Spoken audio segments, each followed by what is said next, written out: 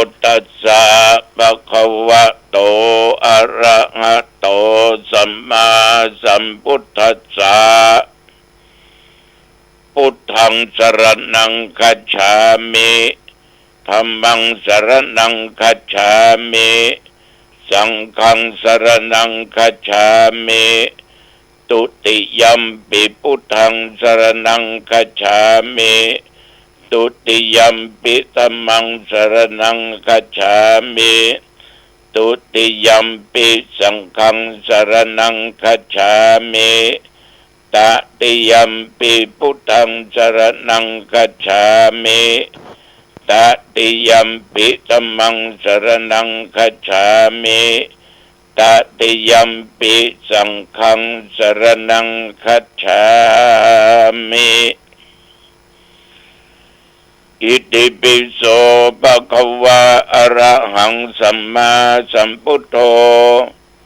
วิชชาจรณะสัมปันโนสุขโตโลกวิทูอนุตตโรปุริสธัมมสารถิสัทธาเทวมนุษย์นังพุทโธภควาติ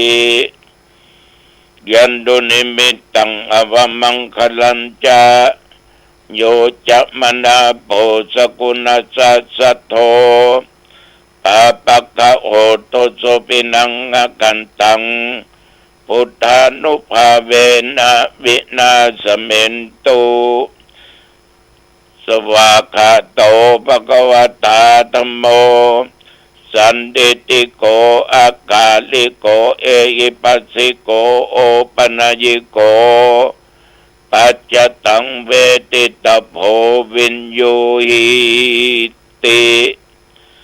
ยันตุนิมิตตังอวมังคลัญจาโยจะมนาโพสกุณสัสสะโธปาปัคคะโหตุสุปินังอกันตังธัมมานุภาเวนะวินาสเมนตุสุปฏิปันโนภะคะวะโตสาวกสังโฆอุชุปฏิปันโนภะคะวะโตสาวกสังโฆยายะปฏิปันโนภะคะวะโตสาวกสังโฆสามีจิปฏิปันโนภะคะวะโตสาวกสังโฆยะติตังจัตตาลิปุริสยุคานิอัตถปุริสปุคลาเอสะภะคะวะโตสาวกสังโฆอาหุนายโยปาหุนายโยทักขินายโยอัญชลีกรณิโยอนุตตรังปุญญเขตังโลกัสสาติยันตุนิมิตตังอวมังคลัญจาโยจะมนาโพสกุณสัสสะโธปาปัคคะโหตุสุปินังอกันตังสังฆานุภาเวนะวินาสเมนตุวิปัสสิสานามัตโตจักขุมันตัสสะสิริมัตโตสิกิตสเปนะมัตโตสัพพพุทธานุกัมปิโนเวสพุทธานามัตโตนะหะตะกัสสะตปัสสิโน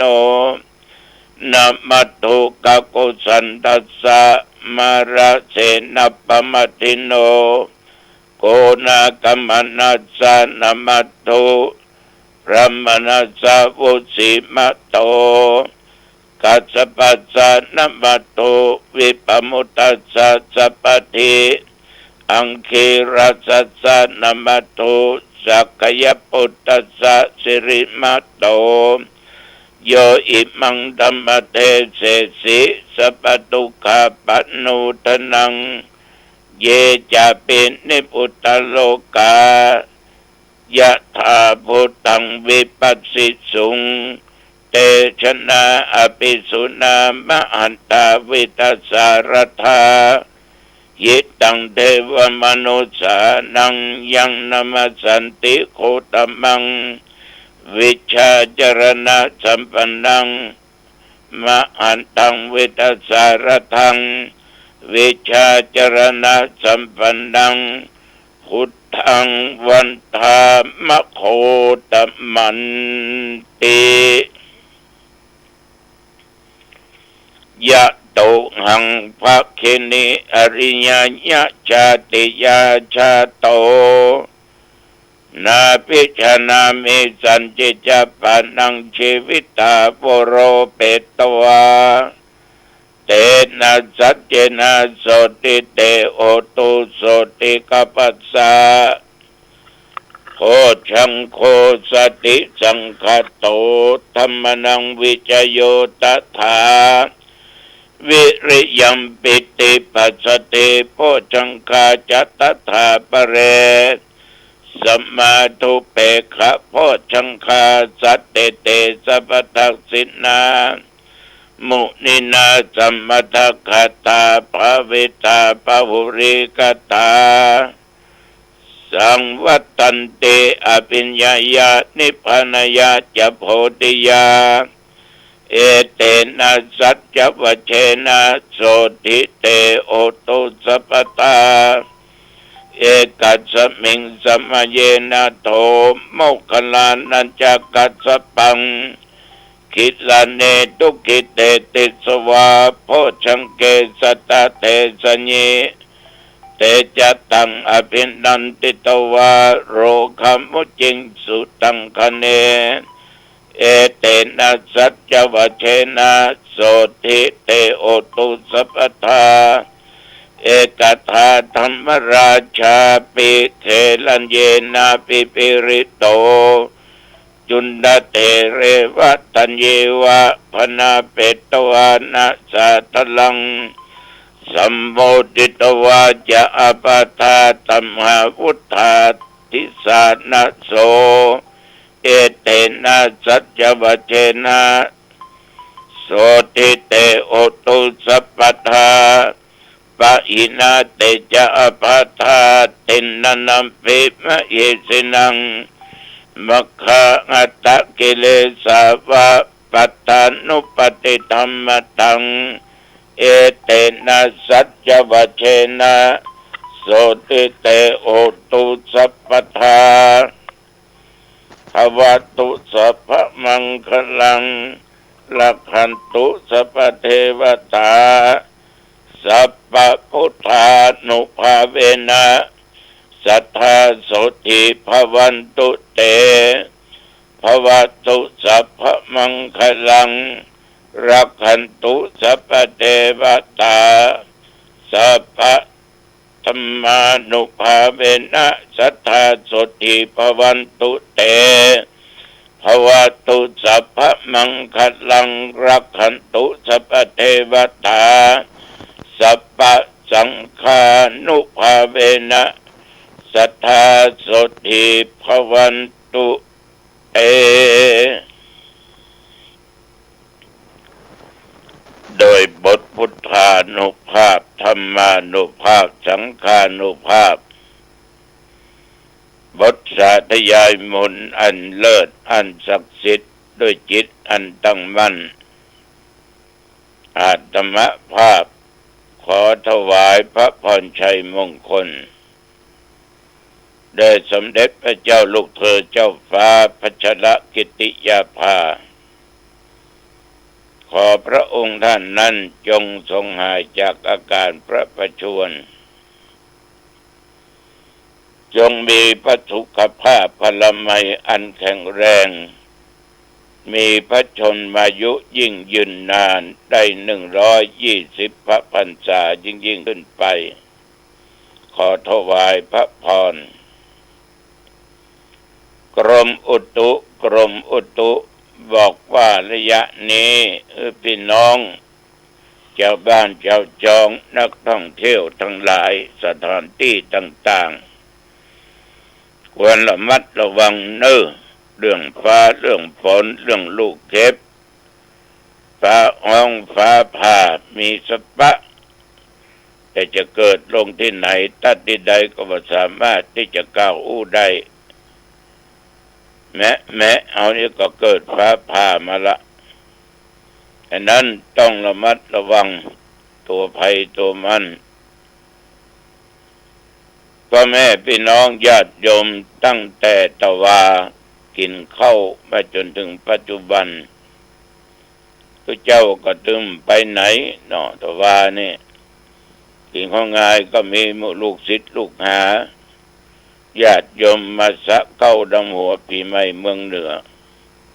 ก็ยังเคินกันอยู่จะนักนะเคินกันอยู่จะนักนอกจากนั้นก็ได้นั่งสนทนาธรรมกับท่านผู้รู้ซึ่งเป็นผู้เฒ่าผู้แก่ทั้งสองแล้วก็เป็นFC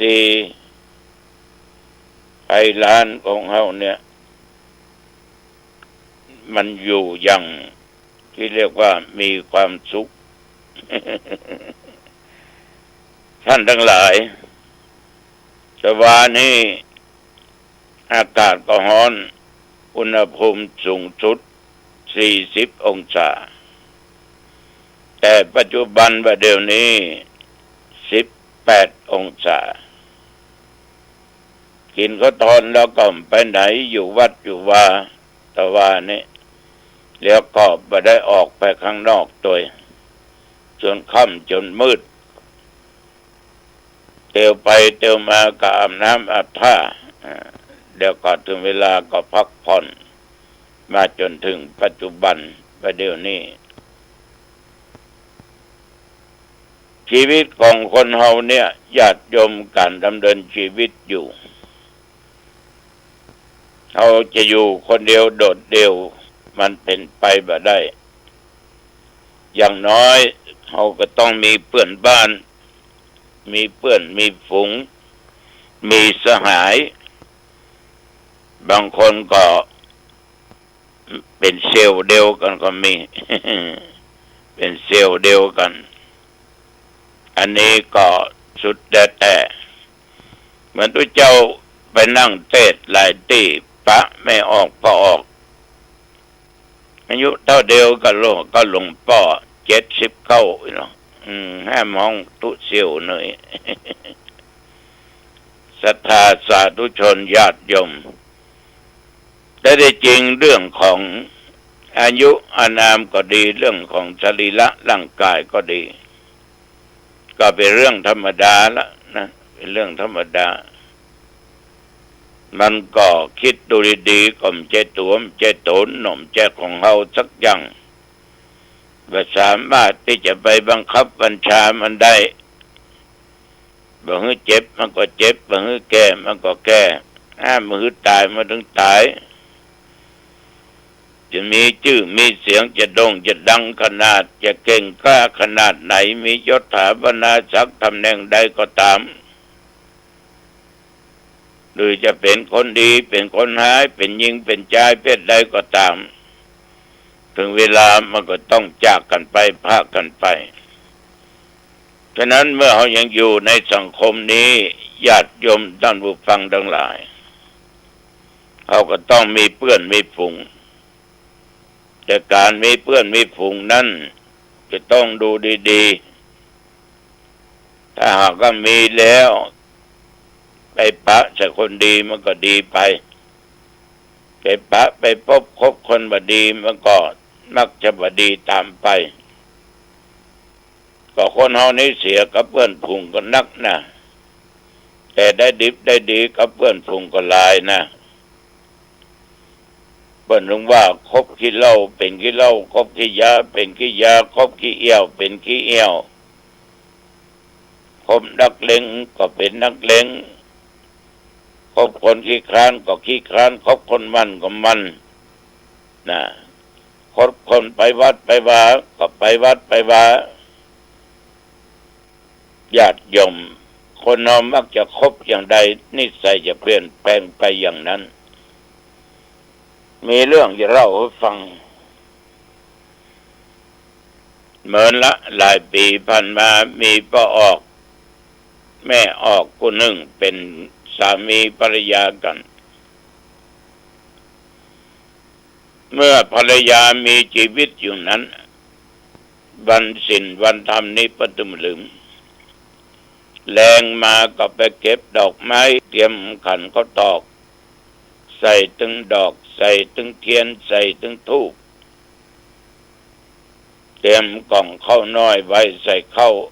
เกียมสาใส่อาหารผ่านใส่ดอกไม้วางในสาเล็กๆไปวัดกู้เจ้าของวันศีลว่าได้ขาด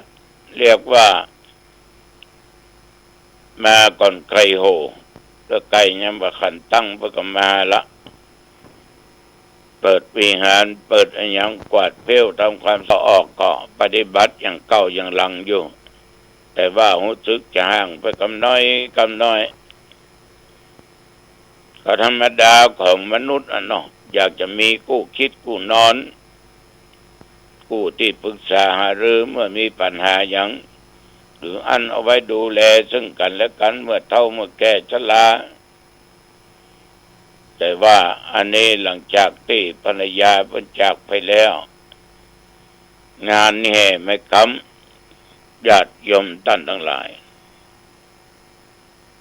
สิ่งที่บักควรเกิดก็เกิดขึ้นบักควรมีก็มีบักเคยกินเหล้าก็เลยดื่มเหล้าดื่มเบียร์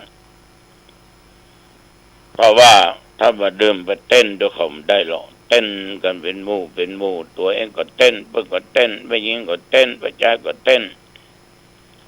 เป็นว่าที่เต้นที่กินเหล้าน่ะคล้ายๆว่าเอาใจฝ่ายไม่ยิงคนหนึ่งถ้าอยู่ด้วยกันก็ทำได้ทุกอย่างนะเมาได้กินได้เต้นได้ ก็เรียกว่าเคยอวดหน่อยเนาะในที่สุดมาญาติโยมเมื่อเหตุการณ์สถานการณ์เป็นอย่างนี้เรื่องวันศีลวันธรรมต้องทำหาตึงมานะก็เลยอ้างว่ามีภัยอยู่บ้านอ้างไปสะปะสะเปดบางครั้งญาติโยมท่านทั้งหลายก็ไม่ใช่ไปไหนก็อยู่บ้านนั่นนะมีการไปงานเมื่อวันก็ตึงมาก็ไปเซาะกินเซาะเล่นในที่สุดท่านทั้งหลายก็เกิดความผิดหวังขึ้นเพราะว่าคนที่ตั้งเป้าหมายไว้นั้นเพิ่นมาเล่นตัวมันเล่นตัวท่านมาเอาคาถากับตัวเจ้าเนาะเพิ่นมาเล่นตัวก็เสียอกเสียใจเลยเป็นขี้เหล้าขี้ยาไปเคยเป็นคนที่มีคนเคารพนับหน้าถือตากับมีภัยเคารพนับหน้าถือตาเพราะได้ญาติโยมเพราะเหตุว่าทำตัวเพื่อเป็นที่น่าเคารพฉะนั้นคนเฮาเนี่ยบางครั้งมันก็หลงไปตัวนี้คิดได้แล้วหลงจากกามคุณหลงในรูปหลงในเสียงถ้าหลงอยู่ในกามคุณแล้วสามารถเนี่ยอย่างก็เนี่ยได้ลืมหมดที่ตัวเองเคยใส่ขันเขาตอกดอกไม้ไปวัดไปวาฟังเทศน์ฟังธรรมลืมหมดเลยกลายเป็นคนที่บักเข้าวัดบักเข้าวาบักกินบักทานอะไรอย่างนี้นะจนตราบทุกวันนี้อายุก็พอจะ90ละญาติโยมเนี่ยบางครั้งการดำเนินชีวิตไปคบกับคนดีก็ดีไปคบคนไม่ดีก็ทำมือเสียนี่ก็ไปคบกับคนดีเพิ่นบ่เคยมาวัดมันเลยมาวัดไปคบกับขี้เหล้ามันก็เลยเป็นขี้เหล้าไปโดยเพิ่นเดี๋ยวเฮที่ไหนหาที่ไหนไปที่นั่นมันก็บ่มีภัยเคารพนับหน้าถือตา แม้แต่ละเอกละอ่อนเคยหัดยกมือไหว้ก็บ่ไหว้ละนอกจากบ่ไหว้แล้วก็ยังมาวิพากษ์วิจารณ์นั่นว่าพ่อลุงนี่แต่ก่อนยังใจอย่างอี้ไปเดินอย่างไปกินเหล้ากินยาไปวันนั้นก็นอนเนี่ยบุญวันนั้นก็ปะนอนเนี่ยบุญเนี่ยตอนก็มาเล่าขานอู้จากันเนี่ยญาติโยม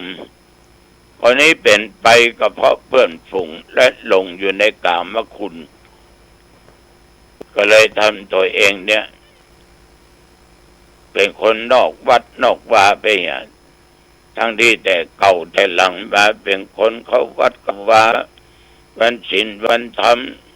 เมื่อเจ้าทำบุญตักบาตรทั้งวันมาฟังเทศน์ไปพระสวดมนต์เจริญสมาธิภาวนาเดี๋ยวนี้อยากเข้ามาก็มาไม่ได้อยากเข้าไปก็ไปไม่ได้เพราะได้ญาติโยมสุขภาพมันมือแล้วเอวไปก็จะล้มเนี่ยอันนี้ก็ฝากกับพอออกไม่ออกเน้อลองนำไปคิดพิจารณาดูฉะนั้นเอาอยู่ในสังคมเนี่ยอย่างใดเอาก็ต้องมีเพื่อนมีฝูงว่าทุกเจ้าว่าคนบ้านนี่สมัยเป็นเด่นถึงก่อนต้องมีเพื่อนฝูงที่เป็นเด่นเป็นทุกเจ้าก็มีเพื่อนฝูงที่เป็นทุกเจ้าเป็นสหธรรมิกก็ยังว่าเป็นทุกเจ้าจะว่าดีไปหมดมันก็ต้องมีเสียพ้องเอาก็ต้องระมัดระวัง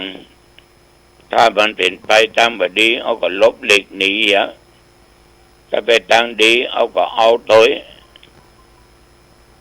ปฏิบัติตามมันก็ทำให้เราอยู่รอดได้ฉะนั้นศรัทธาสาธุชนญาติโยมสิ่งเหล่านี้ลองนำไปคิดตรงเน้อถ้าพอออกไม่ออกต่างคนต่างมีเพื่อนมีฝูงเอาคบพ่อค้าเป็นพ่อค้าคบแม่ค้าเป็นแม่ค้าคบคนเอี่ยวเป็นคนขี้เอี่ยวนะคบคนขี้เล่นก็เป็นขี้เล่นคบคนขี้จุก็ขี้จุไปถึงสปะสเปดคบคนอย่างใดนิสัยอย่างใดก็มักจะเป็นไปอย่างนั้นอันนี้ก็จึงขอฝากญาติโยมนำไปคิดเลือกคบคนดีๆเนอะก็ออกไม่ออกเนอะเอาละวันนี้ก็หันว่าเป็นเวลาพอสมควรอายุวันโนสุขังพลังพบกันไว้โอกาสหน้าเจริญพรนะโมเมสะภะพุทธานังอุปันนานังมเหสินังตันหังกโรมหาวีโรเมธังกโรมหายโสสรนังกโรโลกหิโตติปังกโรชุตินทโรโกนทัญโยชนะปาโมโคมังคโลปุริ